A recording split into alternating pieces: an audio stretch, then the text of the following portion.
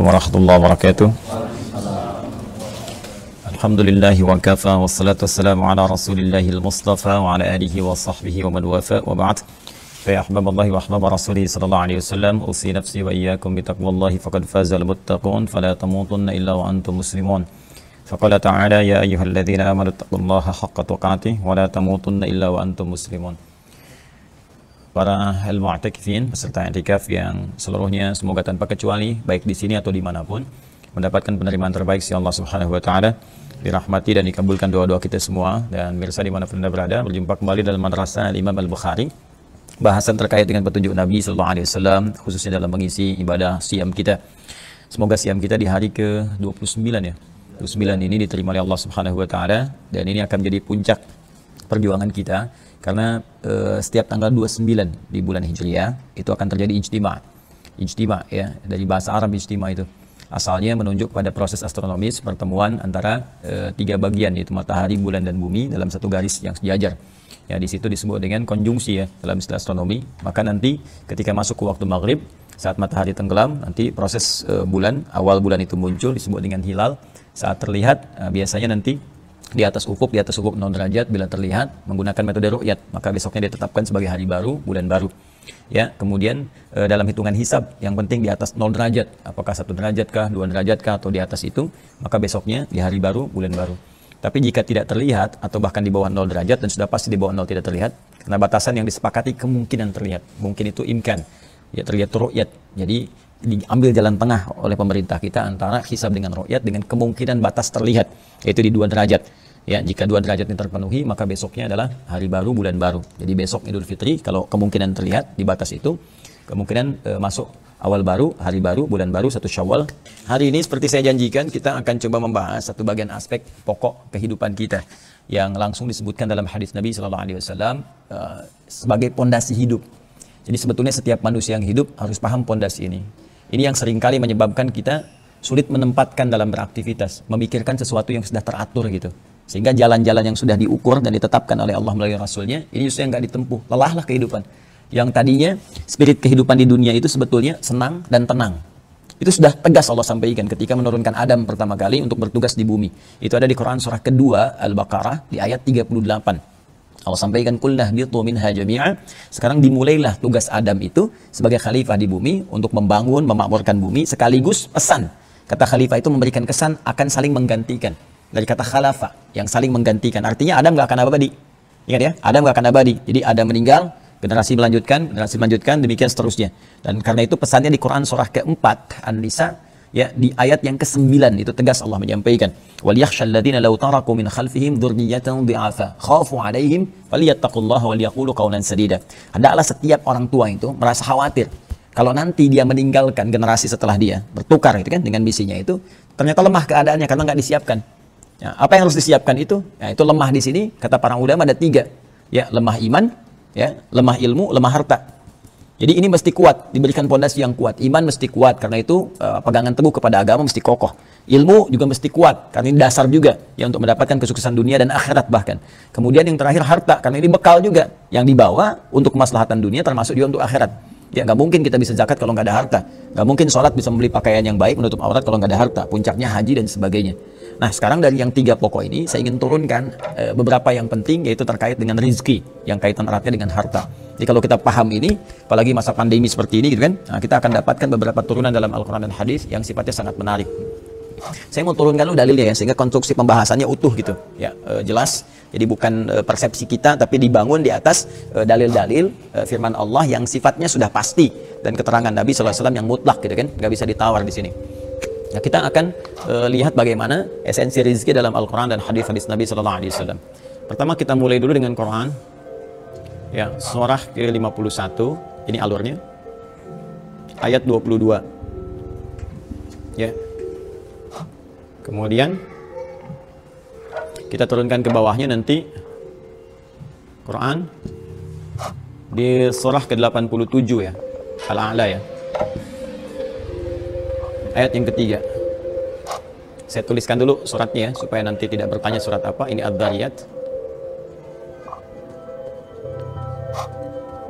Ini Al-A'la. Ya. Kemudian saya turunkan untuk ke sini, nanti dijembatani oleh hadisnya nanti saya teruskan. Ini Quran surah kedua Al-Baqarah ayat 168. Nah, ini baru standar, sifatnya universal. Nah, ini universal, artinya berlaku bagi setiap hamba sepanjang dia hamba Allah, baik itu beriman, ya kan, ataupun belum beriman, standarnya ini. Nanti ini semua akan ditengahi dalam hadis riwayat Al-Bukhari.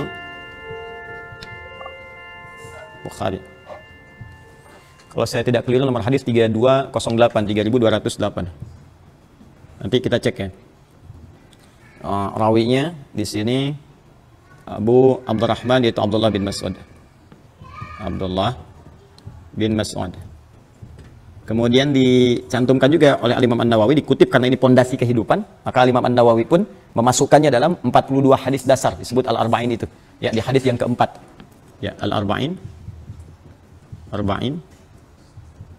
Nomor hadis yang keempat.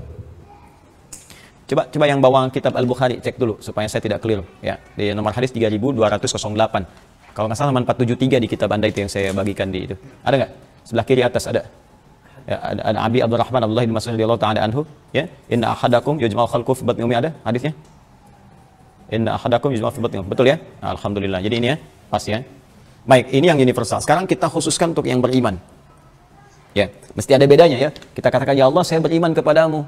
Apa perbedaan iman saya dengan yang belum beriman terkait rezeki? Kalau sama-sama, untuk apa saya beriman, itu kan? Logika berpikirnya ya. Maka Allah turunkan sebelum kita tanya ketentuan untuk orang beriman di Quran surah kedua Al-Baqarah. Nah, saya berikan begini supaya mudah. Ayat 172. Lebih dahsyat lagi nanti Quran surah ke-7 Al-A'raf ayat 96. Nah, kemudian ini korelasinya nanti kaitannya di Quran surah ke-65 At-Talaq. Nah, ini kalau mau kita turunkan panjang. Di ujung ayat kedua sampai dengan ayat keempat. Nah, contohnya, ini contoh di Quran surah ke-3 surah Ali Imran, bukan Al tapi Ali ya, di ayat ke-37. Nah, ini dulu, ini yang paling pokok yang dasar nih. Nanti kita turunkan, boleh jadi akan ada turunan-turunan detil lain di hadis Nabi SAW ataupun di ayat Al-Quran.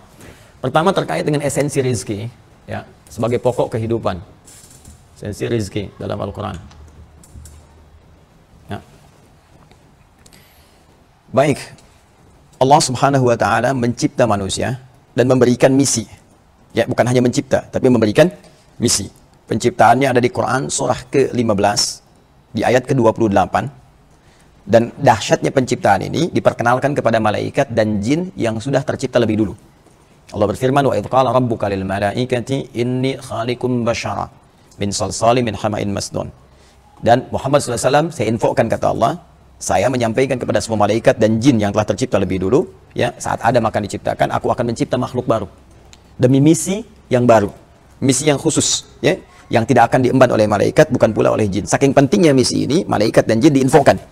Ya, siapa nanti makhluk ini yang diciptakan? Nanti akan kita nyambung ke Al-Baqarah. Lihat pembuka ayatnya, wa idh qala rabbuka lil malaikah. Jadi penciptaannya dibuka dengan kalimat wa idh qala rabbuka lil malaikah. Nanti misinya pun ketika disampaikan akan dibuka dengan kalimat yang sama, wa idh qala rabbuka lil malaikah. Dan saya tekankan, malaikat sudah dulu tercipta, jin sudah dulu tercipta. Makanya di ayat 27-nya sebelum 28 Allah terangkan jin sudah duluan. Wal janna khalaqnahu min qablu min naris samum. Baru kemudian ke manusia. Nah, pindah kemudian ketika sudah tercipta manusia di sini. Manusia tercipta, kan?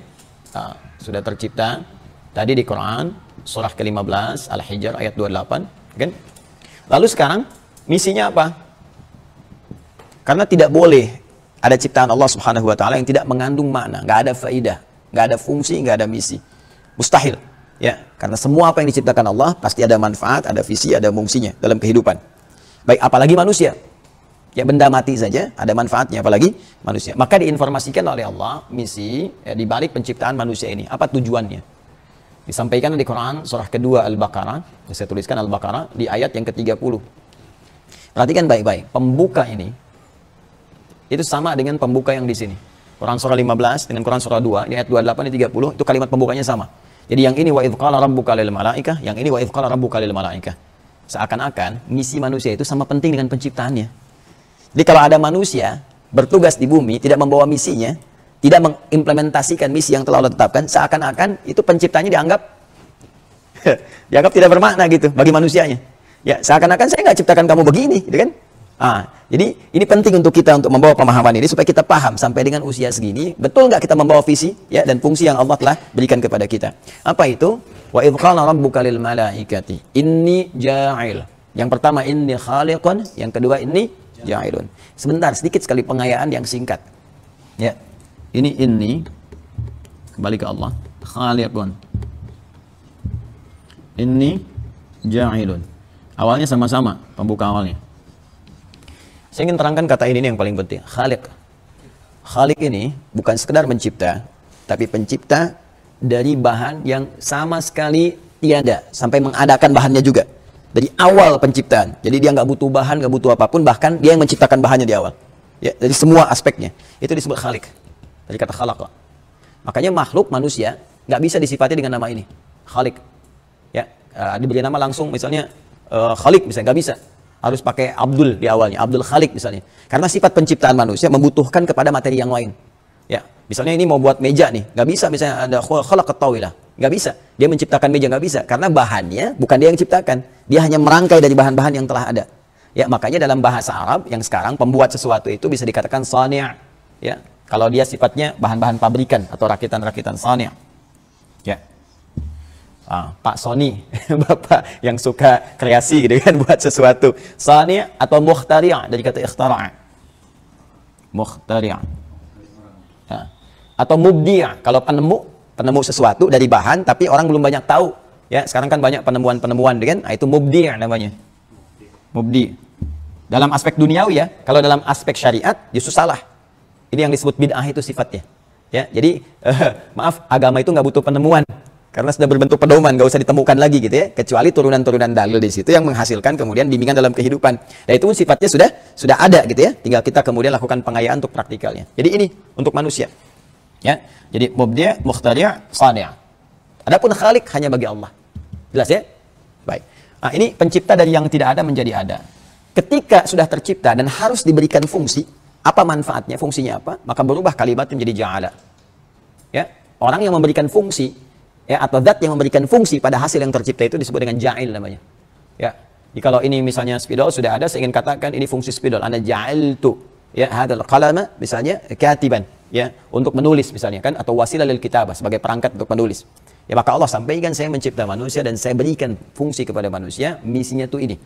Dan jelas sekali tugasnya. Ja'ilun fil ardi. Ini yang pertama kali kita mesti ketahui. Ya. Ja'ilun fil ardi. Ini dia nih. Fil ardi. Jadi misi kita bukan di langit. Asal kita yang dari langit. Awas, ini bukan asal kita di bumi. Kita berasal dari langit. Kita itu istimewa, tinggi. Langit itu kan sama. Sama itu sumu, tinggi. Jadi kita itu makhluk terhormat. Ya, makhluk yang tinggi, dimuliakan oleh Allah Subhanahu wa taala. Ya, sama status dengan malaikat, ya jin yang taat sama-sama mulia. Tapi nanti manusia bisa lebih mulia dibandingkan dengan makhluk-makhluk tadi ketika berhasil membawa misi ini. Cuma diberi tugas untuk menentukan kemuliaan. Itu diberi tugas. Tugasnya di mana? Fil ardi, yang kita terjemahkan dengan bumi. Ya, asalnya ardun itu setiap tempat yang ditapak. Setiap tempat yang ditapaki itu ardun namanya. Walaupun misalnya sedang ada ke bulan, ya, sedang dinas ke bulan misalnya kan, sekarang pengen mencoba ke Mars misalnya. Nah, itu setiap tempat yang ditapaki walaupun di bulan jadi ardun. Karena asal kata ardun itu setiap tempat yang ditapak. Jelas ya? Karena umumnya beraktivitas di bumi, maka disebutlah dengan ardun itu bumi. Jelas? Nah, dunia itu sifatnya. Ya, jadi dunia itu asalnya bukan nama tempatnya. Dunia itu sifatnya. Ya, nah ini penting sekali untuk kita sampaikan. Nah, dunia itu sifatnya. Nah, dari kata dana, yadnu dunuwan. Ya, sesuatu yang dekat atau berlangsung cepat. Ya, dekat atau berlangsung cepat, ya kan? Orang yang disebut dani. Ya, dani, dana yadnu dunuwan, perempuannya disebut dengan daniyah. Ya, Ahmad dani gitu kan, Ahmad yang cepat. Ya, Ahmad itu sifat beribadah yang tinggi, cepat beribadah. Ya, misalnya ada nia yang cepat, yang dekat, nia daniyati, ya, bisa dia daniyah. Nah, ini ada dari sini. Ya, dana itu cepat. Kenapa sifat dunia disebut dengan dunia? Jadi sifat ardun disebut dengan dunia seakan memberikan kesan bahwa perjalanan hidup di dunia itu, di muka bumi itu cepat. Ya, kayaknya baru kemarin ya Ramadan. Sekarang udah tanggal 29 lagi. Kayaknya baru kemarin menikah, sekarang udah punya cucu.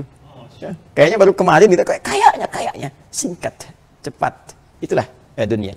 Dan ternyata misi ini saking inginnya Allah cepat kembali kita kepada Allah Subhanahu wa taala guna meraih rahmatnya, maka dijadikan kehidupan di muka bumi ini tidak berlangsung lama. Ya, untuk memberikan kesan kepada kita, satu saat cepat atau lambat dengan sifat cepatnya kehidupan dunia kita akan pulang. Kita akan pulang. Jelas ya? Nah, kalau sudah mengerti tentang ini, maka rahmannya Allah, kasihnya yang sangat dalam kepada setiap hamba menjadikan setiap hamba Allah itu diinginkan langsung oleh Allah sukses dalam rangka membawa misinya di bumi. Ya, untuk sukses inilah diberikan bekal-bekal. Cuma nanti dikembalikan ke manusianya, mau ikhtiar nggak memaksimalkan bekal ini saat bertugas. Jelas ya? Baik. Apa di antara bekalnya?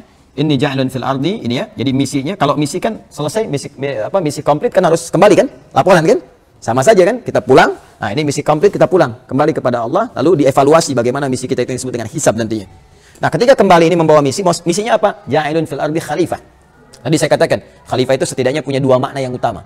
Satu, akan saling menggantikan. Jadi sifat misi ini kata Allah akan saling menggantikan, gak akan abadi. Ya, kita selesai, ada generasi lain. Generasi ini selesai, ada yang lainnya lagi. Tarik konteks lebih dekat ke keluarga, ayah selesai, gantikan anak. Anak selesai, gantikan cucu. Demikian seterusnya. Dan nanti ada konsepsi dalam Al-Quran memberikan petunjuk kepada kita bagaimana menyiapkan generasi terbaik untuk menggantikan kita. Nah, yang kedua, mana khalifah ini dari kata khalafa, turunannya adalah sesuatu yang membawa kebaikan. Ya, kemakmuran, manfaat, dan kesuksesan. Jadi seakan memberikan kesan saat bertugas nanti, apapun tugasnya harus sukses. Harus membawa manfaat, harus baik. Makanya nanti turunannya Quran surah ke-17 ayat 70. Ya, surah 17 ayat 70. Walaqad karramna bani Adam. Ya, sungguh kami muliakan semua anak cucu Adam. Jadi, saat kita turun ke muka bumi ini, kita membawa sifat kemuliaan. Itu yang harus ditransfer dalam kehidupan kita. Jangan sampai mengurangi kehormatan kita. Makanya turun hukum haram. Pernah dengar haram? Ini haram. Itu haram dari kata hurmah. Nah, ini ada soundtracknya sedikit. Anak-anak nih, biasanya lagi menghafal ya, ngulang dia. Nah, jadi hurmah itu haram. Itu diserap ke dalam bahasa Indonesia di kata hormat. Hormat itu seakar dengan kata haram. Bukan diharamkan hormat, bukan. Asalnya turun hukum haram itu untuk menjaga kehormatan kita supaya tidak larut dalam kenistaan. Jadi jangan turun status menjadi makhluk yang tercela, padahal asalnya terhormat gitu. Makanya lisan kita itu terhormat, jangan dipakai untuk berkata yang kotor. Begitu berkata yang kotor menurunkan kehormatan kita. Asalnya demikian. Ya. Nah, jadi ini yang kita harus bawa misi kita di muka bumi, apapun profesinya. Apapun pekerjaan kita, passionnya apapun, berlaku yang baik. Sukses di dalamnya. Bangun bumi dengan baik, niatkan sebagai ibadah, pulang kepada Allah. Untuk memberikan ini, supaya sukses, diberikanlah bekal. Ya, di antara bekal yang paling utama, teman-teman sekalian, ada 3 yang paling utama. Ya, 1 nanti, batas waktu. Untuk menjalankan misi, disebut dengan ajal. Terus ada batasnya, ya. Karena kan misi, kalau komplit pulang. Kalau nggak ada batasan, repot tuh. Ya. Nah, 1 itu. Yang kedua, rizki, perangkatnya. Ya, rizki, perangkatnya. Kalau nggak ada rizki, ya memang batas waktunya ada, gitu kan. Ya, tapi nggak ada perangkatnya, bagaimana kita menjadi sukses, ya kan? Dan turunannya. Kemudian yang ketiga, ilmu. Ya, ketiga apa? Ilmu, ya. Baik. Nah, ini jelas. Kalau ini sudah dipahami ya, turunan ini sudah dipahami.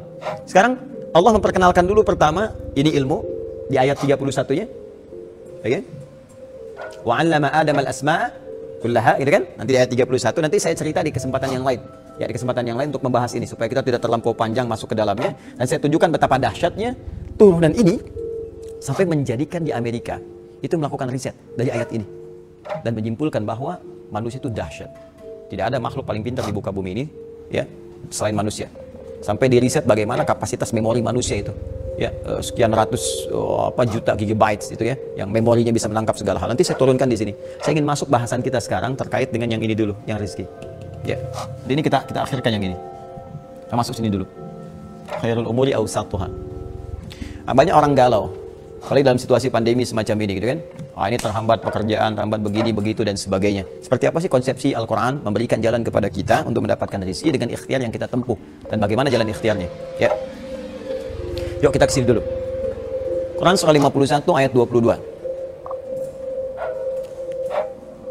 Pemirsa mohon izin ya, saya sedikit mengingatkan teman-teman yang itikaf di sini, kita bisa fokus, dan teman-teman yang di samping kanan atau kiri saya, kalau mau ikut itikaf, gabung kajian silakan, kalau tidak Anda istirahat diam atau Anda turun ke bawah ya. Baik, lanjutkan. Quran surah 51 ayat 22, Ad-Dhariyat. Wa fis samai rizqukum wa ma tu'adun. Saya mau tanya sebentar, tadi konsepsi kita saat diberi misi, ada di mana kita? Di langit kan? Ya, Adam maksud saya dalam konteks ini. Adam kan? Tugasnya di mana? Di bumi kan? Nah, sebelum tugas diturunkan, Allah sudah memberikan segala perlengkapan kepada Adam alaihissalam, termasuk jaminan untuk keturunan-keturunannya. Bukan hanya ilmu. Ilmu itu hanya ditampilkan sebagian untuk memberikan keyakinan kepada malaikat dan jin yang kiranya akan menyoal kenapa harus manusia yang dipilih. Ya, jadi manusia ini diberikan bekal khusus oleh Allah karena ini cuma manusia yang bisa. Maka ditunjukkanlah bekal ilmu. Ya, namun selain itu ada juga yang diberikan perangkatnya, yaitu apa tadi? Rizki. Ya, maka kita lihat Quran surah ke-51 ayat 22, wa fis sama, dan sejak di langit itu kata Allah, rizqukum, rizki kalian manusia yang akan bertugas di bumi sudah Allah tetapkan sesuai dengan maslahat masing-masing, sesuai dengan batas tugasnya masing-masing. Ya, jadi jangan khawatir, ternyata kaidah rizki itu sudah Allah tetapkan. Ya, saya ulang ya, kaidah rizki itu sudah teratur. Ya. Wa fis samai rizqukum, dan di langit itu sejak kalian nanti belum beraktivitas ke bumi, aku sudah tetapkan kata Allah, rizki kalian masing-masing. Ada bahasa kumnya di situ. Ya, lihat kalimatnya. Allah tidak mengatakan wa fis sama'i rizq, tapi wa fis sama'i rizqukum. Ini. Dan di langit itu, sejak di langit, ya, rizqukum, rizki kalian itu. Nah, ini membentuk jama' menunjuk kepada setiap personal kita. Jadi setiap kita itu sudah ada bagian rizkinya. Ya, wa ma tu'adun, dan dijanjikan oleh Allah akan diberikan. Jadi nggak akan tertukar.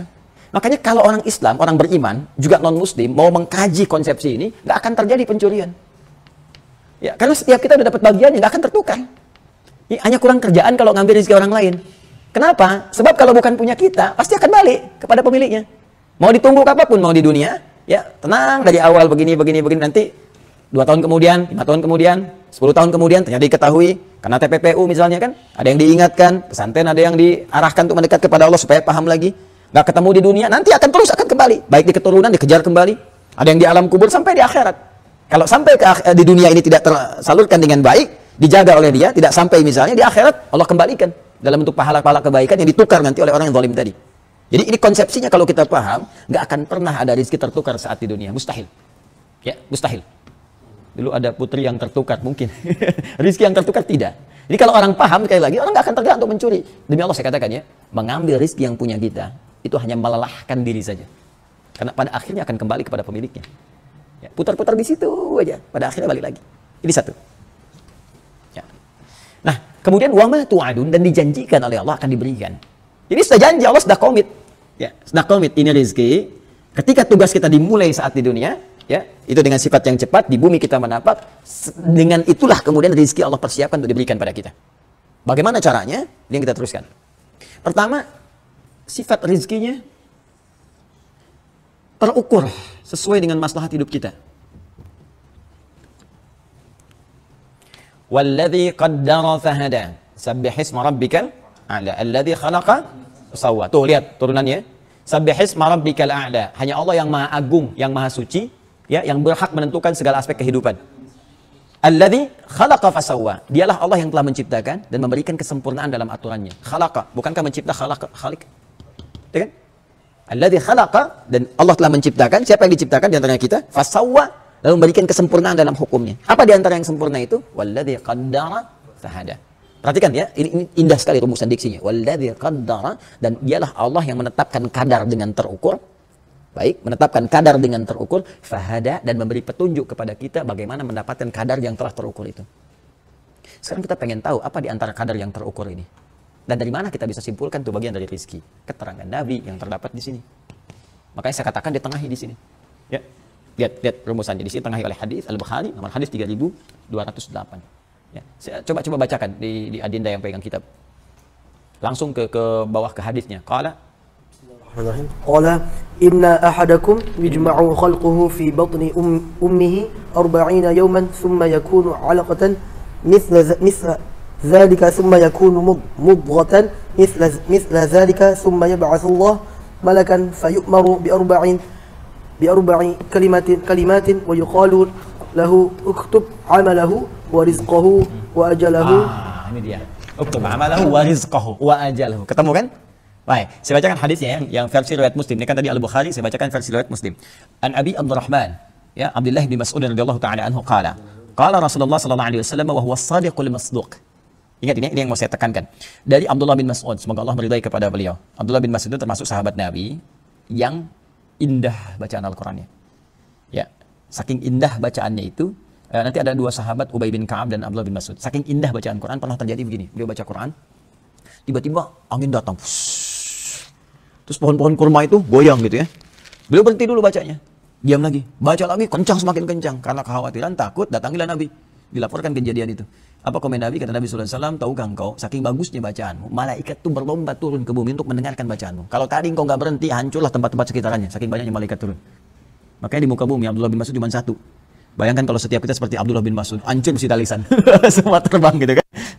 Nah itu kemuliaannya. Jadi kalau kita mau belajar versi ngaji jalur sahabat Nabi, maka lihat Abdullah bin Mas'ud. Dan sering diminta oleh Nabi untuk bacakan ayat kan. Jadi boleh kita minta orang misalnya datang, tolong bacakan, tolong imami, itu bisa. Nah, diantaranya tadi. Ya diantaranya tadi. Nah, beliau juga ahli hadis. Meriwayatkan hadis dari Nabi SAW. Apa hadisnya? Ini yang mau saya katakan. Ada Nabi SAW wa huwa as-sadiqul masduq. Nah, kalau ada kalimat sadiqul masduq, ini ada yang penting. Sadiq wa huwa as-sadiq al-masduq. Sadiq itu orang benar. Semua orang bisa mencoba jadi seperti ini. Tapi masduq belum tentu. Masduq itu yang dibenarkan. Jadi pribadi Nabi itu bukan hanya sekedar benar menyampaikan, benar bersikap, tapi dibenarkan pula bukan hanya oleh kawan, termasuk oleh lawan. Ya. Semacam Abu Jahal, Abu Lahab dan semacam membenarkan sikap Nabi, cuman karena iri saja, karena takut kedudukannya diambil, ya, takut kalah saingan, maka mereka bersikap kontra terhadap Nabi. Buktinya apa? Saat sebagian sahabat Nabi itu hijrah ke Habasyah, Raja Najasyi yang tadi malam saya ceritakan, waktu kita salat ghaib untuk Ustaz Zul itu, ya, itu ditanya, bagaimana keadaan Muhammad SAW, ya, karena nanti ada utusan dari Quraisy untuk meminta mereka itu yang minta suaka ditarik kembali, ya, supaya dihukum. Maka ditanya kepada perwakilan Quraisy tadi, gimana keadaan Muhammad itu? Disampaikan, dia orangnya terpercaya, orangnya jujur, orangnya begini. Itu disebutkan, mereka ngaku sendiri. Termasuk ketika ke Kaisar Romawi tanya kan, ketika ada utusan gimana sifat Muhammad SAW itu? Disampaikan. Dan benar semuanya, mereka mengakui bahwa sifat-sifat ini shadiq dan masduq. Jadi ini sifat yang melekat pada Rasulullah SAW. Kita mungkin bisa benar, tapi tidak semua orang bisa membenarkan kita. Ya, nah biasanya kalau ada redaksi seperti ini sebelum menyampaikan hadis, ini menunjukkan perkara yang akan disampaikan perkara gaib. Ya, yang ada sisi misterinya. Baik, yang semua kita mungkin belum bisa menjangkaunya. Maka dimunculkanlah kalimat ini untuk menegaskan kebenaran informasinya. Muhammad itu, jangankan kawannya, lawannya pun membenarkan. Maka semua apa yang disampaikan Muhammad SAW itu pasti benar, walaupun kita belum mengetahuinya. Makanya Abu Bakar itu pernah suatu ketika ingin dikerjai oleh Abu Jahal. Abu Jahal itu pernah berusaha membangun siasat untuk menjatuhkan Nabi, dan para sejarawan sepakat tinggal satu orang lagi. Kalau satu orang ini berhasil, ya, diprovokasi oleh oleh Abu Jahal, maka seketika dakwah Nabi akan selesai. Ya. Nabi SAW mengatakan, saya baru Isra tadi malam, berangkat dari Masjidil Haram ke Masjidil Aqsa. Cuman semalam balik lagi gitu kan. Abu Jahal senang dia. Wah, dapat peluru nih buat nyerang kan. Akhirnya diminta untuk naik ke Jabal Qubais. Jabal Qubais itu sekarang yang ada bukit Istana Raja di atasnya. Yang ada kalau kita Grand Zamzam, ini Zamzam, ini Hotel Sofwa, nyebrang dikit ke sini. Nah, ini ada bukit besar di sini dari Istana Raja. Itu dulu, ini bukitnya bukit terhormat. Jadi semua orang yang punya kuasa itu akan memberikan tanda dengan naik ke sini. Makanya sekarang dinasti Saudi misalnya, kenapa mereka bikin Istana itu untuk menunjukkan mereka yang sekarang pegang kontrol pemerintahan. Ya, ini sudah dari dulu, ya, secara historical. Nah, makanya Nabi ketika beliau Isra, ya, Abu Jahal mengatakan, Muhammad SAW naik aja ke Jabal Qubais, sampaikan informasi gitu kan. Ini berita besar, orang harus tahu. Naiklah Nabi. Begitu Nabi naik menyampaikan berita itu, langsung Abu Jahal menyampaikan naik ke atasnya, lalu dia berkata, ini kan dustanya Muhammad SAW. Ini dustanya Muhammad. Ya. Bagaimana ada orang berangkat ke Masjidil Aqsa, kita aja berniaga, itu bisa berbulan-bulan, bisa bertahun-tahun untuk pulang. Dia cuma semalam katanya balik lagi. Maka tertawa banyak orang. Disitulah ada yang tadinya yakin jadi ragu, ada yang kembali kemudian ke percayaan semulanya dan sebagainya. Tinggal satu orang yang menentukan, yaitu Abu Quhafah. Abu Quhafah itu rumahnya di mana? Yang Hotel Hilton sekarang. Nanti kalau satu saat berangkat ya dengan saya tunjukkan nih, ini rumah si fulan. Nah, ini posisinya di sini. Ini hotel yang Menara Zamzam, ya. Di sini ada jalan sedikit di sini. Ini ada Hotel Hilton di sini. Darut Tauhid sebelah sini. Hotel Hilton yang warnanya marmer gitu ya. Nah, ini kalau kita dari tengah itu naik tangga ada eskalator. ya, eskalator, kemudian berhenti di eskalator, masuk itu samping kanannya, ya, mudah-mudahan masih benar gitu ya sampai dengan sekarang. Itu di situ ada musola, ya, itu rumahnya Abu Bakar dulunya, di Hotel Hilton itu. Maka disusul ke sini, cari Abu Quhafa, Abu Bakar As-Siddiq radhiyallahu ta'ala anhu, diambil dicari ke situ, disampaikan, ayolah ikut katanya, kemana? Pokoknya ikut aja. Udah ketawa-tawa tuh gembira tuh, tinggal satu orang ini, kalau satu orang ini berhasil selesai dakwah Muhammad SAW. Ya. Maka apa yang terjadi? Coba dengar kamu, apa yang dikatakan Muhammad. Ayo Muhammad berkata lagi SAW ya. Maka beliau menyampaikan seperti yang semula, aku tadi malam diisrakan, berangkat dari sini ke Masjidil Aqsa. Ada kejadian begini, kemudian diperlihatkan sampai aku kembali ke sini. Ya, dengan Mi'raj dan kembali ke sini. Udah ketawa Abu Jahal, menanti apa perkataan Abu Bakar. Apa jawab Abu Bakar? Sekalipun Muhammad SAW mengatakan, di belakang bukit ini akan ada musuh menyerang kita. Saya pernah naik ke atas ke Gua Hira, ke Jabal Nur, itu melihat berapa bukit sampai dengan ke lokasi ini. Kurang lebih ada 4 bukit yang terlihat. Ya, 1, 2, 3, 4 ya. Saya pernah naik ke atas tuh, melihat ke arah sini. Nah, kata Abu Bakar, seandainya pun Muhammad SAW menyampaikan ada musuh akan menyerang di balik bukit ini, dan itu tidak terjadi, tetap aku akan meyakini apa yang disampaikan Muhammad SAW. Maka gagal dia pada saat itu, kecewa, gagal, dikuatkan oleh Abu Bakar. Maka orang yang yakin terhadap sesuatu, yakin-yakinnya, dan tidak mempedulikan aspek di luar apa yang diyakininya, yang penting yakin saja, itu berubah dari kata shadiq menjadi siddiq. Ya, dari kata shadiq menjadi apa? Siddiq. Maka sejak itulah disebut dengan Abu Bakar As-Siddiq. Ya, dan diapresiasi dengan turunnya satu ayat dalam Al-Quran menunjukkan perilaku yang benar itu, jamaknya disebut siddiqin. Maka nanti kita temukan di Quran surah ke-4 An-Nisa ayat 69. Ya, di antara ahli surga ini golongan siddiqin. Wa may yuti'illaha war rasul fa ulaika ma'al ladzina an'ama Allahu minan nabiyyin was-siddiqin wasyuhada'i was-salihin wa hasuna ulaika rafiqa. Kata Allah, kalau kalian mau cari teman yang mengantarkan ke surga, carilah golongan siddiqin, yang yakin dengan agama, yang kuat benar, dan bisa menerjemahkan konsep agama dalam kebaikan hidupnya. Ini siddiqin. Nah sekarang ya kan begitulah ngaji dia. Hadis kadang orang baca ke isinya aja gitu, padahal ini ada inspirasi besar di balik pembukanya. Apa hadisnya? Inna ahadakum yujma'u fi batni ummihi, inna ahadakum yujma'u khalquhu fi batni ummihi 40 yawman nutfah, thumma yakunu mithla dhalika 'alaqah, thumma yakunu mithla dhalika mudghah. Setiap kalian anak cucu Adam, selain Adam alaihissalam, akan dibentuk proses kehidupannya oleh Allah Subhanahu wa taala mengalami proses di rahim ibundanya. 40 hari pertama ada percampuran proses antara spermatozoom dengan ovum ya, dengan spermatozoa. Berproses, kemudian 40 hari kedua berbentuk alaqah, zigot yang menempel di dinding rahim. 40 hari ketiga berbentuk mudghah. Sekarang di kurikulum kedokteran, saya pernah ada anak mahasiswa mau belajar dari kedokteran, saya minta modulnya, saya pelajari. Ternyata mereka bahas juga istilahnya sama, mudghah. Ya, proses 40 hari ketiga 120 hari, artinya 4 bulan. Sudah berbentuk daging keratan kecil, sudah mulai ada bentuk, ya kan? Tsumma yursalu ilaihil malak. Di proses 4 bulan inilah, nah ini yang mau saya katakan. Di 4 bulan ini 120 hari diutus malaikat. Fayanfukhu fihi roh. Diperintahkan untuk meniupkan roh. Jadi 4 bulan ini itu sudah ada roh. Ya, kalau ada yang mengandung 14 sudah ada roh. Dan nanti disunnahkan kedua orang tua memperbanyak amal soleh. Karena setiap apa yang dikerjakan akan berdampak kepada janin yang dikandung. Nanti ada doa bahkan khusus yang bisa dibacakan di Quran surah 7 ayat 189. Dan waktu mudah-mudahan kita bisa bahas ya. Kembali. Dan diperintahkanlah malaikat setelah ditiupkan roh itu usia 4 bulan diperintahkan untuk menetapkan 4 hal yang sudah ditetapkan di langit itu. Maka berlaku mulai saat itu. Ya, saat roh mulai masuk. Baik, wa fis sama'i rizqukum, ini diantaranya ini, dari mana taunya? Kita bacakan. 1, rizqihi, rizkinya. Ya, kedua, ajalihi. Nah, saya batasi pada 2 ini saja, terkait dengan bahasan kita. Nih, ajal, rizki. Jadi sejak usia 4 bulan, begitu roh masuk sebagai sumber kehidupan ke dalam raga seseorang, maka disitulah berlaku ajal yang telah Allah tetapkan sebelumnya. Di langit, di lauh mahfuz sudah tertulis. Ada hidayat, ya akan hidup sekian sampai dari sebelum ada, setelah ada, sampai kembali kepada Allah. Ya kan? Terus kita berikhtiar di muka bumi ini untuk menjalani hukum-hukum Allah. Maka ketika ditetapkan oleh Allah Subhanahu wa taala, rezekinya sudah ada, kapan itu kepastiannya kemudian diberikan? Berlaku hukumnya saat usia 4 bulan dalam kandungan ibunda kita. Karena rezeki sudah mulai ada. Ini dia.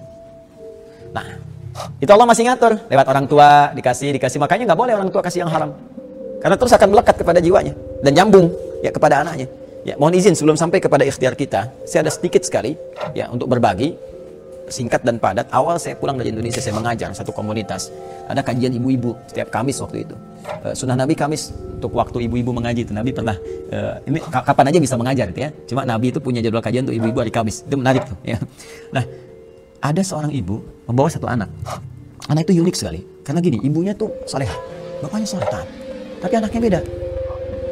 Dia ngaji dengan saya tuh luar biasa gitu, sana sini sana, terus kita kasih penyesuaian, alhamdulillah dia bisa diam.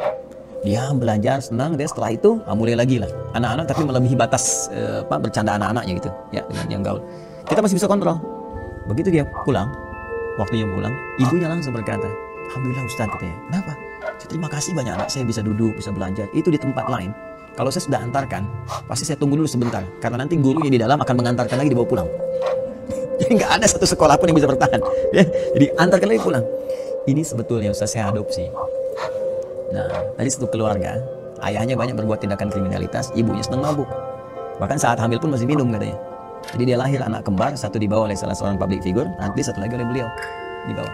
Sudah insya Allah jadi baik. Tinggal bagaimana nanti menutupi yang kurang baiknya waktu dia dikandung itu, ditutup lagi dengan yang baik terus sampai itu hilang. Jadi itu berpengaruh kebiasaan-kebiasaan orang tua dan sebagainya. Terlebih nanti ketika terlahir, mohon maaf sekali, pengaruh lingkungan memberikan pengaruh yang sangat kuat. Ini yang kita kemudian kondisikan jadi baik, seperti Maryam dikondisikan. Nah, sekarang saya kembali ke rezeki ya. Singkatnya, sudah Allah berikan dalam konteks kehidupan kita. Ini kalau dari tumbuh, masa tumbuh sampai balik, sampai terus, maka lewat orang tua. Ya. Nah, nanti kita berangkat ke fase lain. Kalau ingin cara cepat, ada rezeki anak yang dengan anak itu disiapkan, orang tua bisa dapat bagiannya. Makanya di Quran ada redaksi, nahnu narzuquhum wa iyyakum.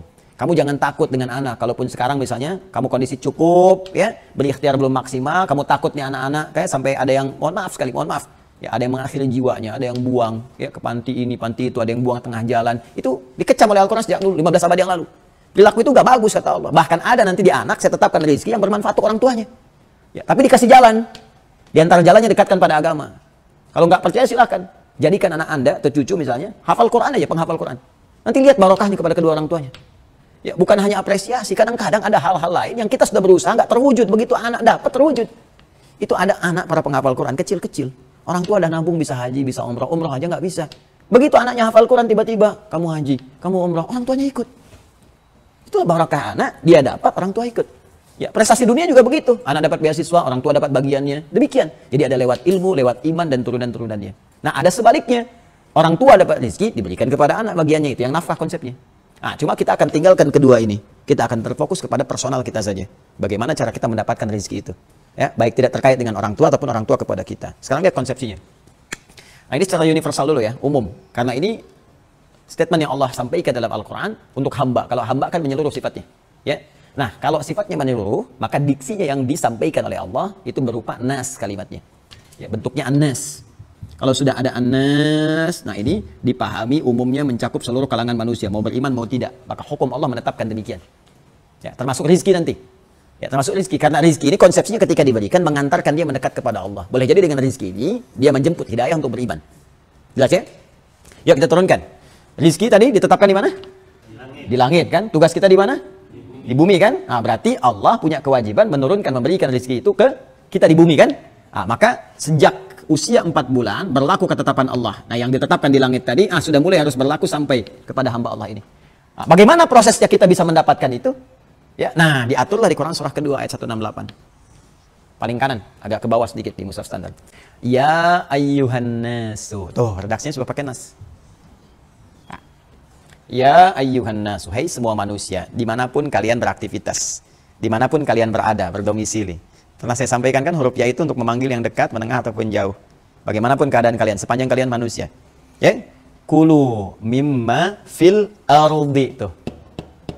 Halalan thayyibah. Redaksi pertama, ya ayyuhan nasu, saya hapus dulu ini untuk memudahkan. Bismillah. Ya ayyuhan nas kulu. Ini dia. Mimma fil ardi halalan thayyibah. Ini konsepsi pertamanya. Rizkinya Allah tetapkan di langit. Kitanya sudah mulai bertugas di bumi. Maka diturunkanlah kemudian berlaku rizki yang akan diberikan kepada kita yang akan beraktivitas di bumi. Nah, saat Allah menurunkan, bagaimana cara kita menjemputnya? Ya, untuk mengambilnya. Perhatikan baik-baik. Ya ayuhan nas, hai semua manusia. Saya tegaskan ke sini pakai ayyuhanya. Ini yang saya ingin tekankan. Ini disebutkan 150 kali dalam Al-Quran. Ayyuh ini sifatnya taukid untuk menguatkan. Haknya tanbih untuk menekankan ingatan. Jadi memberi peringatan. Yang ini menguatkan. Jadi cara menerjemahkannya, hai semua manusia tanpa kecuali. Aku tegaskan kepada kalian. Aku ingatkan. Jika kalian ingin mendapatkan rezeki dariku yang telah aku tetapkan dan aku ukur dengan teratur, kulu. Apa artinya kulu? Kan taunya makan kan. Nah, kalau makan itu aktivitas apa? Bekerja atau sifat atau beda? Kerja kan? Kata kerja kan? Nah, kata kerja. Nah, udah bagus lah. Kerja. Kalau kerja itu usaha nggak? Usaha. Nah, kulu ini fi'il amar. Fi'il itu kata kerja. Nah, maka kalau kita ingin mendapatkan rezeki dari Allah, perintah pertama dari Allah adalah usaha untuk mendapatkan itu. Kerja. Bergerak.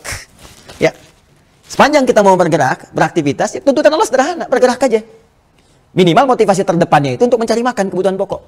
Nah, ini yang disebut di bahasa Indonesia, kalau saya nggak keliru, sinekdok pas prototo. Ya, menyebutkan sebagian yang dimaksud keseluruhan. Atau sinekdok lawannya totem pro parte, menyebutkan keseluruhan yang dimaksud sebagian. Ya, kalau orang mau bekerja itu kan, mohon maaf ya ketika ditanya, Papa berangkat kemana? Mencari sesuap nasi. Ya, paling dicari kan se-magic jar. Kemudian juga untuk pakaian, untuk kelengkapan itu kan. Tapi yang kita tampilkan itu kan, mencari sesuap nasi kan. Nah ini di ilmu balaghah rumusnya dzikrul ba'dhi yuradu bihil kullu, menyebutkan sebagian dimaksud keseluruhan. Ya, sinekdok pas prototo. Jadi yang Allah ingin sampaikan adalah, kamu mesti bekerja, berikhtiar. Kalau enggak, bumi enggak terbangun nanti. Gimana bisa bangun kantor, bisa ada kendaraan, bisa bikin obat, bisa bikin ini itu kan kreasi kita. Jadi ini katalis yang dipacu oleh Allah. Ayo kerjakan ini, nanti rezeki turun. Dan hikmahnya ketika kita bergerak bukan cuma rezeki yang turun, maka kemaslahatan bumi yang tadi telah ditetapkan oleh Allah terbangun. Perangkat-perangkat kemudahan, jadi ini, jadi itu. Nah, orang Indonesia kan luar biasa. Kemarin kan kita bahas. Ikan, orang Arab kepala dibuang, orang Indonesia diramu lagi, jadi masakan. Kepala kambing jadi masakan. Ya orang-orang daun cuma dibuang-buang, udah ini orang Indonesia, tek, jadi bungkus ketupat. Jadi bungkus lepet, macam-macam kan. Jadi semua bisa diolah gitu kan. Dan perintahnya sederhana, kalau Anda bergerak, rezeki turun. Makanya sebetulnya untuk mendapatkan rezeki itu nggak perlu pusing. Ya, nggak perlu pusing. Bahkan perintah paling dahsyatnya nih, ya, yang paling menarik. Kita hidup di mana? Di bumi kan? Ya, yang kita tapak itu bumi nih, fil ard. Ya kan? Dan yang paling dahsyat ada minnya, mimma nih. Kulu mimma. Mimma ini asalnya begini, min plus ma. Nah, kalau pakai ma, ini isim mausul, kata sambung untuk menunjuk semua keadaan tanpa batas. Ya, semua terjangkau tanpa batasan. Makanya ketika Ramadan, ghufira lahu ma taqaddama min dzambi, akan diampuni semua dosa tanpa batas yang pernah dikerjakan. Ada hadis kan, man shoma ramadhana imanan wa ihtisaban ghufira lahu ma taqaddama min dzambi. Sepanjang bertobat gitu kan.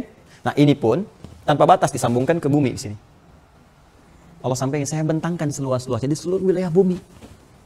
Kalau kamu mau beraktivitas, jadi nggak ada alasan dimanapun kamu tinggal, pasti rezeki akan menyertai sepanjang kita mau bergerak. Tapi yang Allah tuntut dengan pergerakan itu nggak banyak. Min. Apa artinya min? Sebagian. Dari itu hukum nahu. Tapi kalau balaghah itu min artinya banyak. Di antaranya tab'id. Ya, at-tab'id. At-tab'id ini menunjuk pada sesuatu yang parsial, sebagiannya saja. Artinya apa? Kalau kita sambungkan min dengan ma, karena ada hukum idgham di sini, ya idgham bi gunnah, maka kita baca mimma. Asalnya min dengan ma. Yang Allah tuntut di sebagian bumi dimanapun kita berada, karena kita nggak harus menjangkau semua bumi. Kita bergerak aja. Saya sekarang ada di Bekasi, Bekasinya di Pekayon misalnya kan. Saya mencari ikhtiar di Bekasi, belum ketemu, profesi udah banyak yang lain. Pindah sedikit geser ke Galaksi. Ya kan? Coba lihat peluangnya apa yang bisa kita kerjakan. Sekarang kan banyak orang modal peluit aja, prit, lewat 1.000. Sekarang nggak pakai peluit ya. Ya itu dahsyat tuh, 1.000. Makasih Pak. Ya, 2.000. Makasih Om tuh. Bapak jadi Om. 5.000 jadi bos tuh. Jadi besoknya Anda terima setoran karena dia bilang bos kan. Jadi itu luar biasa tuh. Cuma belokkan jalan aja udah bisa jadi rezeki. Halal kan? Baik kan? Nah, makanya nanti ada turunan dengan yang kalau ingin meningkat lagi silahkan. Nanti padanannya ilmu. Semakin tinggi ilmunya, semakin terangkat derajat, semakin mudah rezekinya. Itu yang konsepsi Quran surah ke Al-Mujadalah itu. Ya, di ayat yang surah 58 di ayat yang ke-11. Yarfa'illahu alladhina amanu minkum walladhina utul ilma darajat. Allah akan mengangkat semakin ilmunya naik tinggi, rezekinya pun bersanding dengan ilmu. Makanya nanti konsep yang pertama dibangun ilmu, turunannya nanti ada rezeki dan waktunya disebut dengan ajal. Di S1 naik S2, salarinya lain, perhatiannya lain. Naik S3 semakin tinggi lagi, semakin beda lagi. Itulah. Jadi kalau kita mau tingkatkan kualitas kita. Tapi kalau kita mau dapat rezeki saja sesuai dengan kadar kehidupan kita, maka kita bergerak dapat rezeki. Jadi kalau kita cuma diam, kata Umar nggak akan ada turun dari langit langsung kemudian mohon maaf emas dan perak gitu kan. Kita harus jemput. Ya kecuali cara menjemput kita adalah dengan cara menunggu sampai datanglah kemudian satu kondisi yang dengan kondisi itu datang rezeki, cuman caranya nggak menyenangkan. Ya, nunggu nggak makan-makan sampai sakit, bawa ke rumah sakit, baru infus masuk rezeki itu lewat sakit. Datang orang dan sebagainya. Saya dulu waktu di Kairo ada diskusi begini, ada dua orang pintar dua-duanya. Ya, satu aliran tekstual, Yang kedua, perpaduan teks dengan konteks dan masuk pada kontekstual gitu ya sifatnya. Jadi orang ini gini punya prinsip. Allah kan sudah katakan, rezeki diatur di langit, pasti diberikan.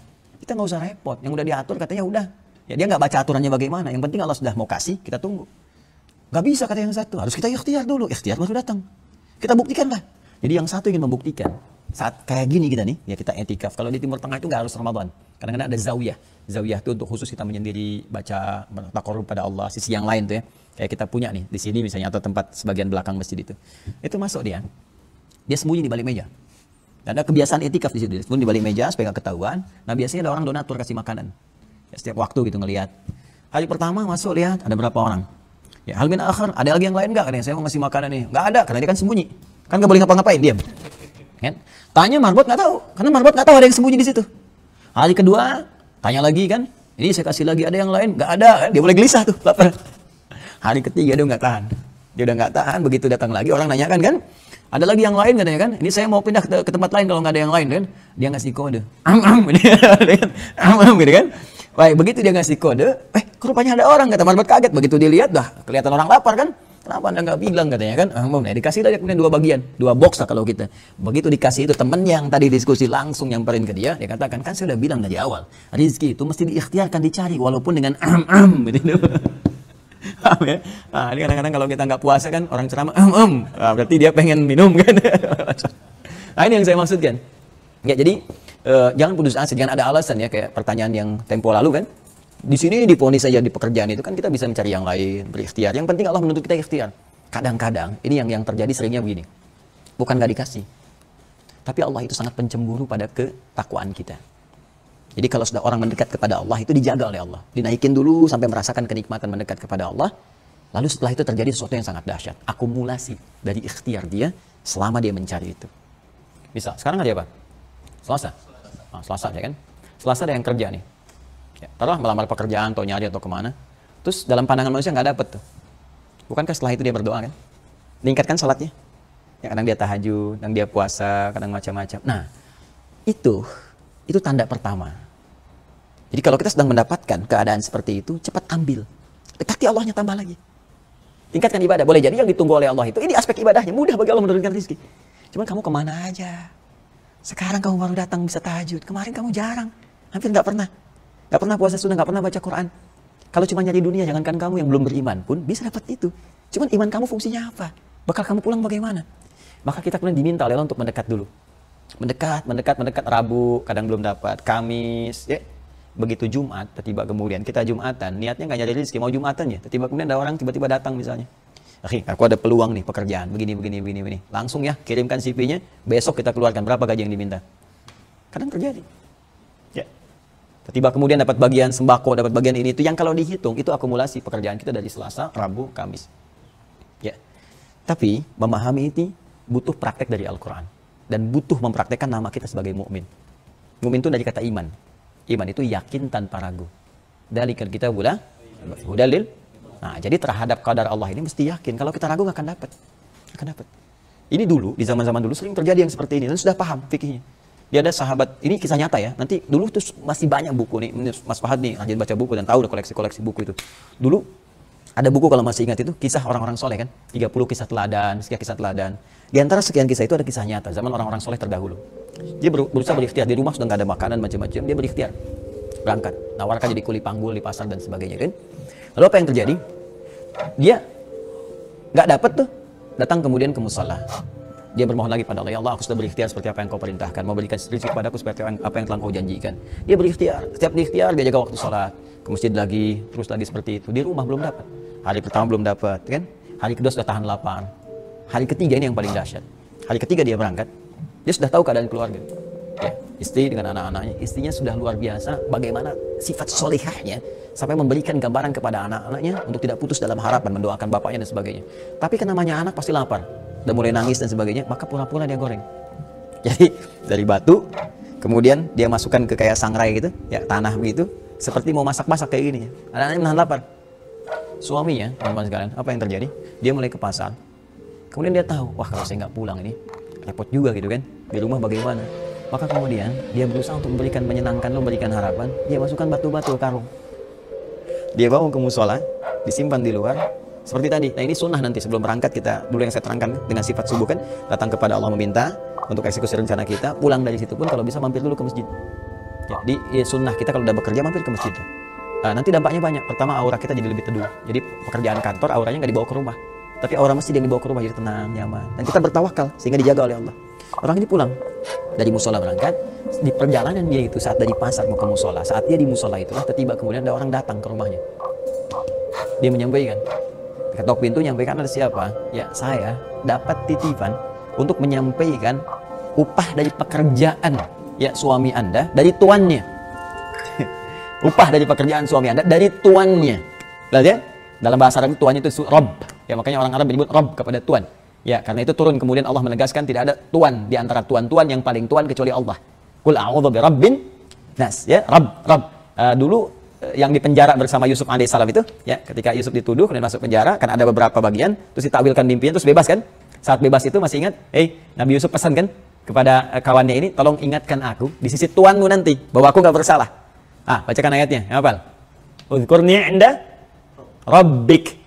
Ya, tolong ingatkan aku di sisi Rabbmu. Rabb di sini bukan Allah, yang dimaksud raja, tuannya. Ya, tapi kemudian Allah turunkan kalimat Rabb untuk menegaskan raja di raja. Nggak ada raja selain Allah, nggak ada tuan selain Allah. Maka orang ini berkata, ya yang tadi datang, ini ada upah dari pekerjaan ya suamimu dari tuannya. Begitu dibuka, terima kasih katanya kan, dikumpulkan. Wah, itu emas banyak dan sebagainya. Begitu dia dapatkan itu semua, langsung dia belanja. Dia senang dia belanja, siapkan makanan, hidangkan untuk menyambut suaminya dan juga berikan makan pada anak-anaknya. Suami dalam perjalanan dari musola untuk pulang ke rumah, ini kisah nyata. Dia bawa apa tadi? Batu dalam karung ini, panggul sampai ke rumah. Dia sampaikan, dia simpanlah di luar rumah itu. Begitu nyampe ke situ, buka pintu, istrinya gembira, cerah menyambutnya. Masya Allah, suamiku, alhamdulillah gini. Sampaikan kau telah datang gini. Oh iya, dia bingung kan, kok istri saya malah gembira. Begitu masuk ke dalam rumah, dia lihat bentangan jamuan yang sangat luar biasa. Dari mana semua ini katanya? Loh, kok gimana? Tadi kan ada katanya utusan ke sini menyampaikan dari Tuhan kamu. Nyampaikan upah ini selama kamu bekerja. Wah, saya pikir saya belum dapat ini sama sekali. Saya cuma baru dari musola, itu bawa bungkusan. Terus itu bungkusan itu apa? Isinya batu katanya. Masa? Coba kamu lihat tuh. Begitu dilihat sini, apaan kamu bawa batu ke sini? Begitu dibuka, isinya gandum yang penuh satu karung.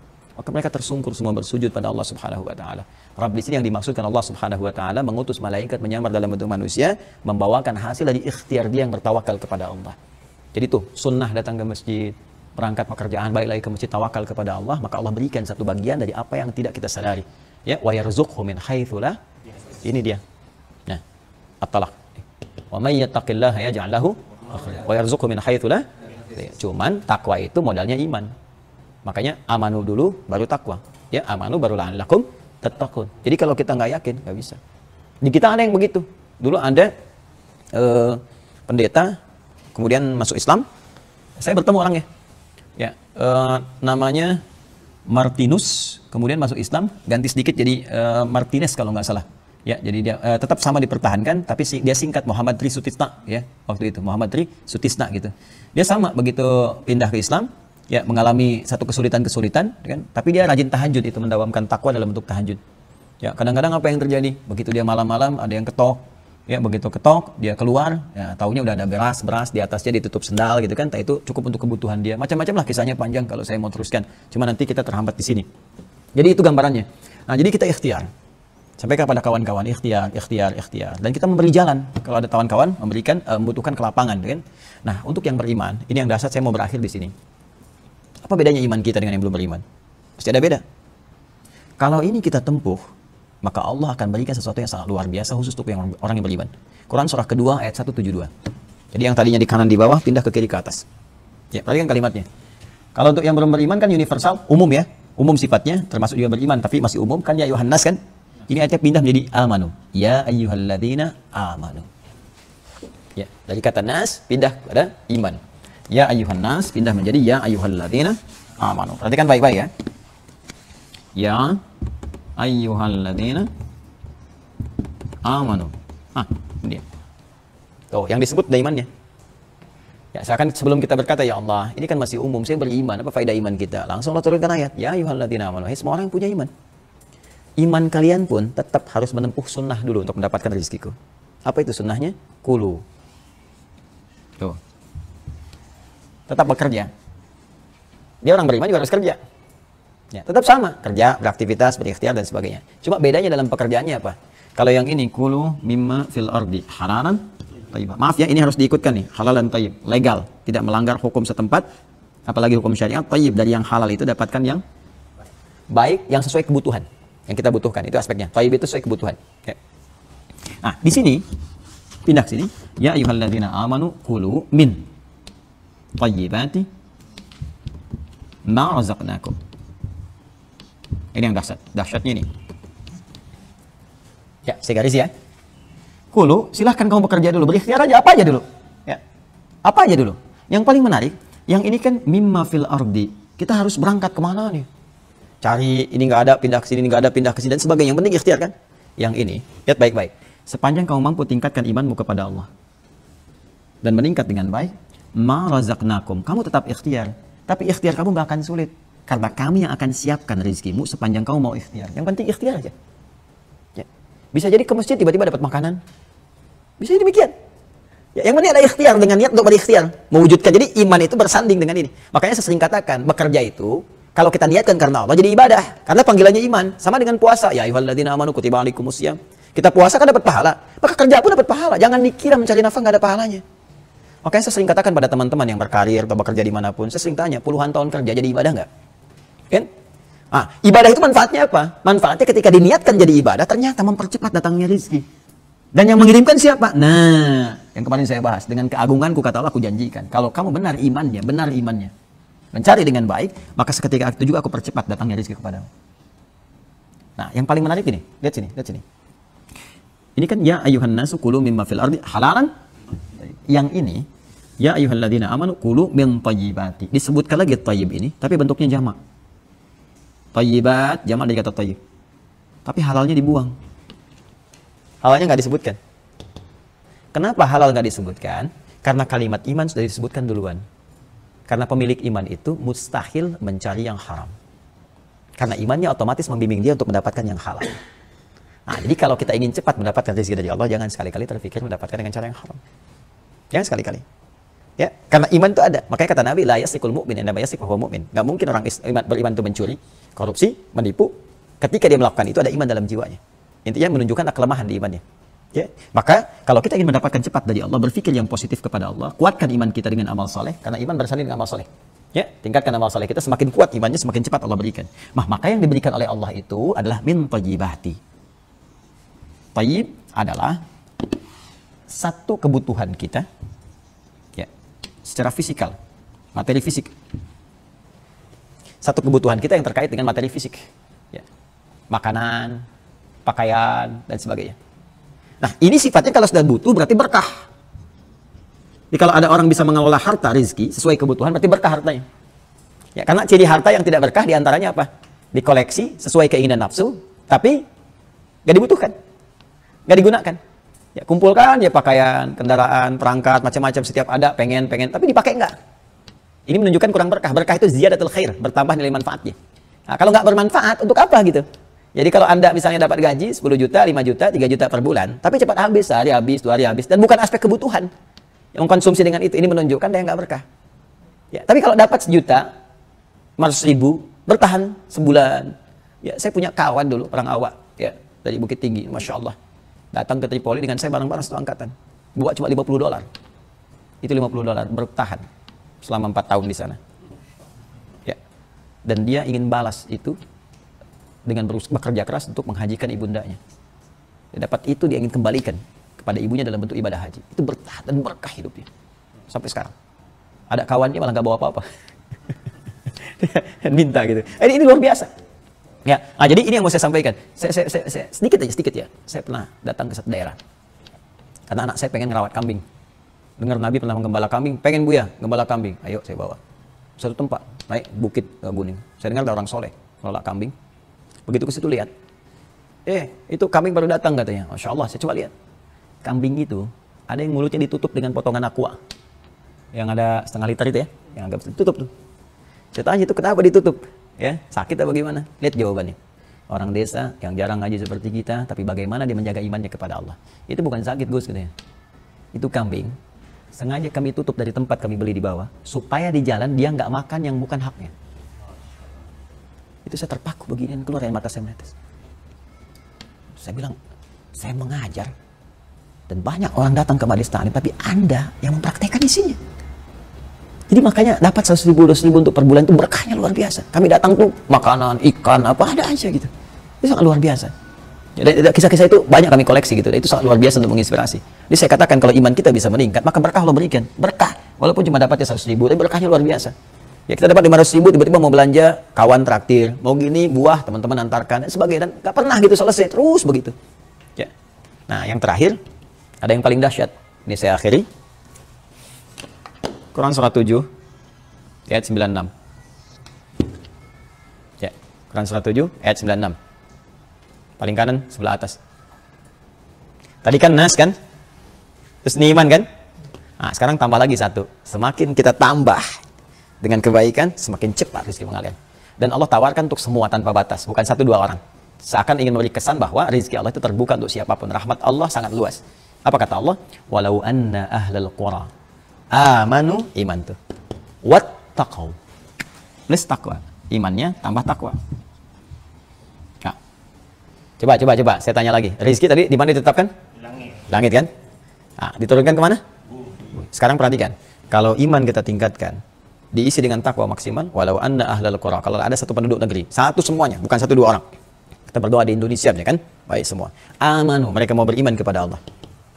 Wattaqau, lalu tingkatkan imannya dengan meningkatkan takwa. La fatahna alaihim barakatim minas sama'i wal ardh. Kami buka semua pintu keberkahan rezeki di langit dan di bumi. Atas bawah. Makanya kita katakan Mekah negeri mubarak. Kan? Madinah mubarak yang diberkahi. Karena diberkahi rezekinya dari atas dan di bawah. Ya. Coba gersang begitu kok tiba-tiba pisang ada, semua jenis buah ada, segala ada. Dan manusia yang beraktivitas ya seringkali, mohon maaf ya, dipandang ya biasa, bahkan sedikit dinilai kecil gitu ya oleh masyarakat dunia. Ya ada di antara teman-teman kita itu satu negara pecahan dari Pakistan, Bangladesh ya. Jadi India pecah Pakistan kemudian jadi sebagian Bangladesh. Itu Bangladesh rata-rata teman-teman kita, dan ini menggambarkan situasi ya. Dan kita mendoakan semua yang terbaik gitu kan.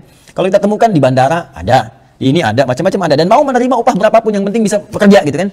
Rata-rata di aspek-aspek pekerjaan yang sektor-sektor yang kecil gitu. Tapi di Mekah tidak, cuma di Mekah.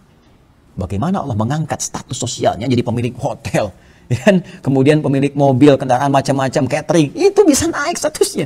Di Mekah itu, saking berkahnya. Allah ingin menunjukkan ketika negeri diberkahi, apapun itu, semua tidak ada ukuran manusia di situ. Maka diturunkan oleh Allah semua jenis kebaikan-kebaikan. Maka kalau kita ingin mendapatkan semua hal tadi, kemuliaan-kemuliaan, gampang, enak, terbuka semua, dan berkah hidupnya, bertambah kebaikannya, maka tingkatkan iman dengan takwa. Ya. Nah, lalu turunlah jaminan Allah di Quran surah At-Talaq, turun ke bawahnya tuh, ayat 2-4. Kalau kita bisa tingkatkan takwa kan, amanu wattaqau kan, maka lihat jaminannya. Wa may yattaqillaha yaj'al lahu makhraja wa yarzuqhu min haitsu la yahtasib. Siapa yang mampu meningkatkan takwa, semakin meningkat, maka yang pertama Allah akan berikan solusi dari setiap persoalan yang dialami. Rizki bahkan yang datang dari sisi yang tidak diduga. Jadi kalau kita orang beriman, ini kan kita puasa kan sekarang. Dan di antara fungsi puasa meningkatkan takwa kan? Maka demi Allah saya katakan, kalau 80% lebih lah umat Islam di Indonesia benar puasanya, meningkat takwanya, dan negara pasti akan terbantu. Akan terbantu. Ya, kalau di krisis misalnya di bidang ekonomi, macam-macam dan sebagainya, itu akan terbantu. Akan datang. Allah kirimkan sesuatu yang mungkin kita harap-harapkan terjadi baiknya. Ya, jadi otomatis itu. Ya, otomatis. Jadi saya kira sekarang harus ditingkatkan. Peningkatan puasa kita ya, sholatnya tingkatkan, baca Qur'annya, tata diri kita lebih baik lagi, sehingga menghasilkan kejujuran, goalnya itu kan, ya, kedisiplinan, kemuliaan, ya, toleransi dalam konteks yang dibenarkan dan turunan-turunannya.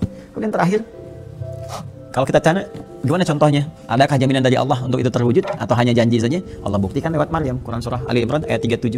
Ini buktinya. Yang meningkatkan iman, meningkatkan takwa, akhirnya sebelum minta sudah Allah kirimkan, seperti yang pernah saya kisahkan.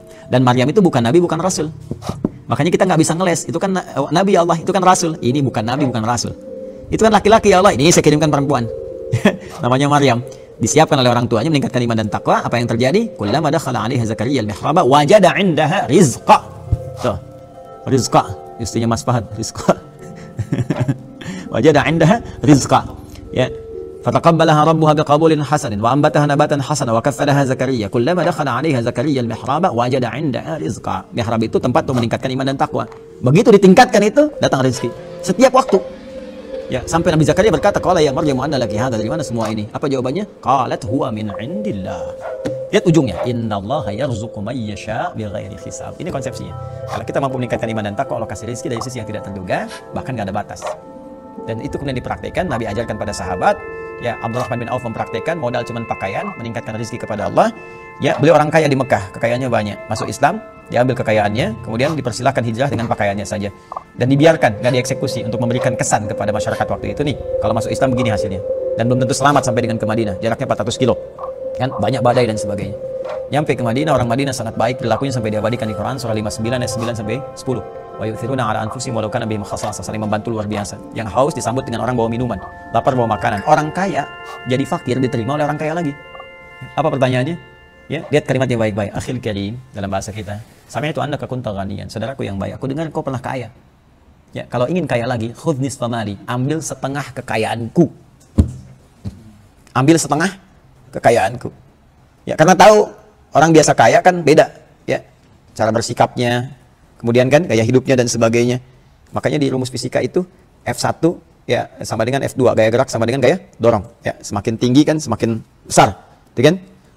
Kalau orang naik angkot kan umumnya tawadu, turun terus bayar gitu kan, sedekah, gitu kan? Tapi dia semakin naik kadang-kadang ada orang kurang kontrol, buka pintu aja nggak bisa, gitu kan? Yang paling menarik apa? Lupa, akan ada hukum Pascal, hukum tekanan di gaya itu. Saya belajar fisika dulu. Ya, F berbanding lurus dengan P, hukum pressure-nya. Gaya berbanding lurus dengan tekanan. Semakin banyak gaya, semakin tertekan.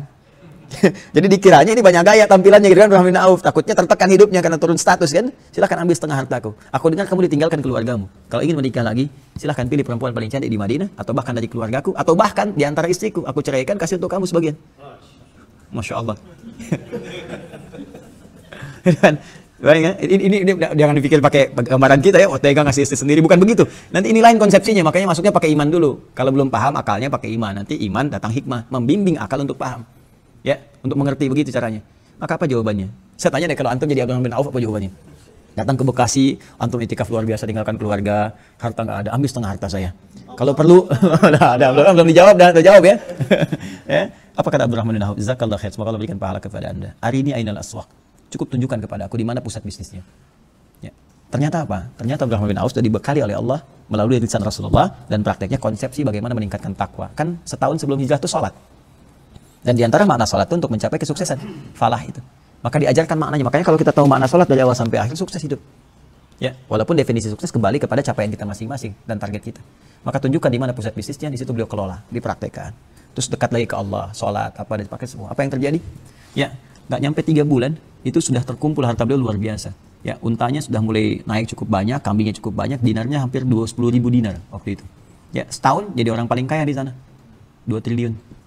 Ya, udah terkumpul asetnya itu. Sampai dia meninggal kurang lebih 3 triliun asetnya itu. Jadi tercatat dalam sejarah, selama beliau sudah jadi orang kaya itu, pertama, utang orang Madinah yang punya utang itu dibebaskan oleh beliau. Kan? Itu setiap tahun. Yang punya utang siapa? Bebas. Ya, yang kedua, orang-orang yang perlu modal itu dimodali oleh beliau. Modali. Ya. Yang lainnya disantuni oleh beliau. Jadi semua orang Madinah dapat bagian dari keberkahan hartanya. Termasuk semua istri Nabi SAW, sepeninggal Nabi itu, beliau yang support di donasi-donasi. Sampai Sayyidah Aisyah tuh memohon keberkahan kepada Allah untuk Abdurrahman bin Auf. Nah, inilah kehidupan yang memosisikan harta sebagai bagian dari perangkat kehidupan kita untuk mencari bekal untuk pulang. Kalau sudah paham begini, enak hidup. Ya, saya coba praktekkan dan konsepsi terakhirnya harus pandai melihat butuh kita itu seberapa. Lihat di keluarga. Maka selebihnya itu adalah sarana ibadah kita kepada Allah. Gitu. Mungkin dititipkan pada kita untuk itu karena ngejar yang lain mungkin dengan ilmu, dengan tenaga, dengan macam-macam. Sebelum itu dipindahkan kepada orang lain. Ya, itu untuk ini. Belum nanti ilmu, belum kedudukan dan sebagainya. Saya kira itu ya untuk hari ini. Mohon maaf kita tidak buka sesi diskusi dulu ya supaya mudah untuk bisa menstrukturkan ini semua dan mengamalkan dalam kehidupan. Ya, semoga Allah muliakan kita semua, merahmati kita, memberikan petunjuk kepada kita untuk jadi lebih baik dalam kehidupan dan berikhtiar serta bertawakal pada Allah Subhanahu wa taala dari setiap takdir yang telah Allah tetapkan kepada kita semua. Allahumma taqabbal minna innaka antas sami'ul 'alim. وتب علينا إنك أنت التواب الرحيم اللهم ارزقنا رزقا حلالا طيبا واجعلنا من المؤمنين المتقين يا أرحم الراحمين وألحقنا بالصالحين مع الذين أنعمت عليهم من النبيين والصديقين والشهداء والصالحين وحسن أولئك رفيقا ربنا آتنا في الدنيا حسنة وفي الآخرة حسنة وقنا عذاب النار بفضلك سبحان ربك رب العزة عما يصفون وسلام على المرسلين والحمد لله رب العالمين. Terima kasih. Subhanakallahumma bihamdika asyhadu an la ilaha illa anta astaghfiruka wa atubu ilaik. Assalamualaikum warahmatullahi wabarakatuh.